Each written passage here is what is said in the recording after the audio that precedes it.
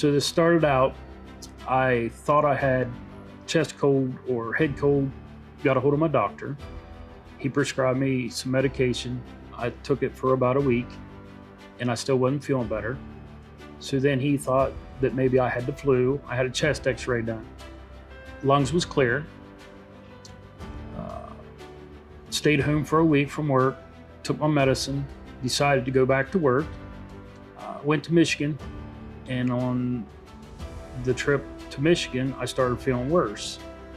Couldn't get my breath, cold chills, sweats. Returned home, and my wife took my temperature, and I was 106 temperature. She decided that we needed to go to the ER. I drove him to the hospital. We walked up to the tents. They asked what was going on, why we came in. And I said, I took his temperature. It was 106 at the house, so I don't think my thermometer was working. And she's like, well, let's take it, see what it is now. So she did. She said it was 105.5. And she explained to me that I would have to leave him in the parking lot with her. I remember walking into the ER and talking to the ER doctor.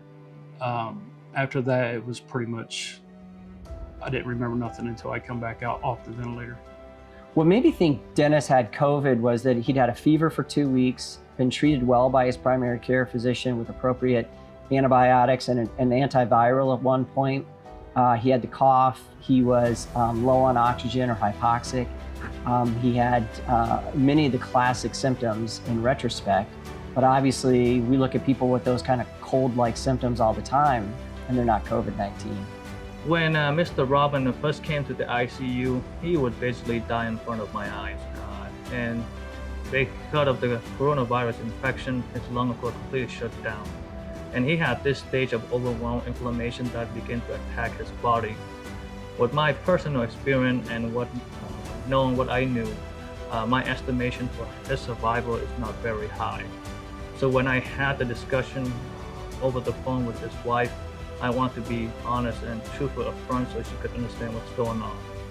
Of course, at the same time, I tried to be optimistic and told his wife that, we would do anything we possibly can to help her husband. It was tough. I was really happy with how well our team functioned in terms of figuring out there was a problem, working together, trying new modalities of testing and taking care of the patient. Dr. Modi was amazing as an infectious disease doctor in figuring out the chloroquine and the Zithromax, putting that combination together. Dr. Lee and Dr. Chertoff literally had to turn Dennis upside down or onto his stomach to get him to breathe right. Once I found out that the second round of the treatment of him being prone on his face was working, they said they turned down the ventilator a little and his lungs expanded. So they were hopeful with that. And so that was kind of a good news day. So when I woke up the 8th day after being on a ventilator, I had some nurses explaining everything to me of what had happened. It was like they was being my family when my family wasn't here. Took very good care of me. Anything I needed, they was there. My wife also said that one of the nurses, while I was out they was doing FaceTime together, she would rub my head for me. Little things like that she would have done if she was here. Everybody did their part in this, from the emergency department, the ICU, infectious disease, everybody helped. And it was great to see how people were pulling together and working as a unit to help Dennis. The nurses had prepared a kind of a celebration for Dennis leaving CCU. All the nurses, the aides, they all lined the hallway and they were clapping and celebrating for him on his way out of CCU. And he used his phone to FaceTime, so I got to see that celebration as well as him on his way out. So that was pretty impressive that they did that for him. Felt really good to have them